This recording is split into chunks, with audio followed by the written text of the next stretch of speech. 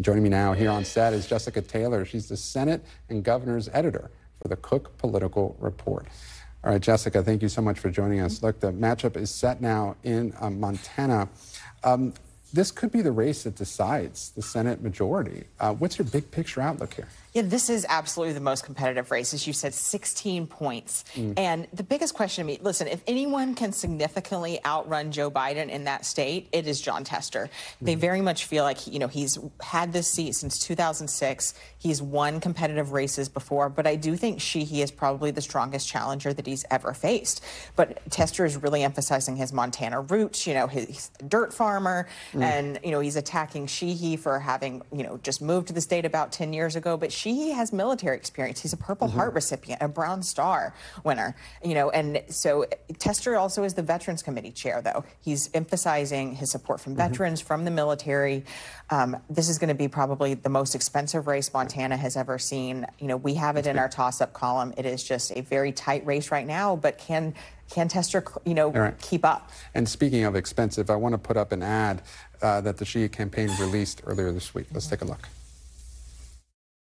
It's lawfare, a state-sponsored political persecution led by Joe Biden and the radical left. They want to throw Trump in jail, trying to rob Americans of their choice in the election. And Jon Tester is standing right by their side. Jon Tester supported Joe Biden's witch hunt every step of the way.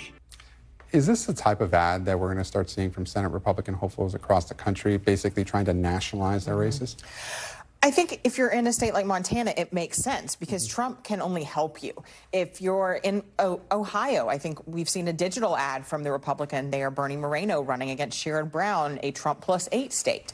If we're going to see it, I'm not seeing it completely yet in some of those closer states, in a Michigan or a Wisconsin or something. That's a little dicier because those are still very close races. But if we continue to see President Biden struggle, and if former President Trump is winning in these races, we certainly could. But I think this was a smart move from Sheehy to do this. And we were talking about this during the break, but conversely, we saw Maryland Republican Senate hopeful Larry Hogan put out a muted statement respecting the verdict in the Trump trial, and he was met with strong criticism from the Biden campaign. I want to play what RNC co-chair Lara Trump said. Let's listen. He doesn't deserve the respect of anyone in the Republican Party at this point, and quite frankly, anybody in America, if that's the way you feel. That's very upsetting to hear that. So are you willing to cede the Senate seat in Maryland to the Democratic Party and not support Larry Hogan?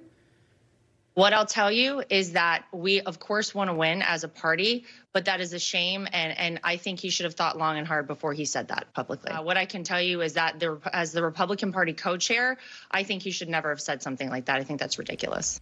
Jessica, what do you make of this? Should the Trump team have come out so strongly against Hogan? Who does it help? It did surprise me a little, but honestly, I think this could help Larry Hogan. Okay. This is a state that Biden won by 33 points, so more than double the margin that Jon Tester is trying to outrun Biden by. And if, Hogan has to make this argument, I am a different type of Republican. I will not be lockstep with Trump. Now you have these, Trump co-chairs and supporters coming out and hitting him, and he can say, look, they hate me. But also, I think, more sensible, I think more pragmatic Republicans like Steve Daines, the chair of the NRSC, Mitch McConnell, they understand that, listen, if you want to even be able to put a state like Maryland in play, you have to win with a Larry Hogan type Republican. You can't win with a Trump type Republican. So in a way, it's a win. It's a win-win for the Trump campaign. Look tough on somebody who is, dissenting, but at the same time, for Larry Hogan, it benefits him. I wouldn't be surprised to see this in a Hogan ad. All right, so Sheehy, going back to Montana, she is one of several Republican candidates who are personally wealthy and sinking a lot of money into their races. Do you think this is an impact of a shrinking small donor base, across the board? One of Republicans' biggest problems the past cycles has been money, because Democrats were able to raise from those small donors. And then even with super PACs coming in, remember that candidates get better ad rates than the super PACs, especially once we get close to November. So this enables them to go up on air and have their message. But I do think it's a double-edged sword because, like you said, Sheehy's being hit for that. Wisconsin, Eric Hovde's hit for his houses in California and things. Jessica Taylor with the Cook Political Report. Thank you so much for joining us. Thank you.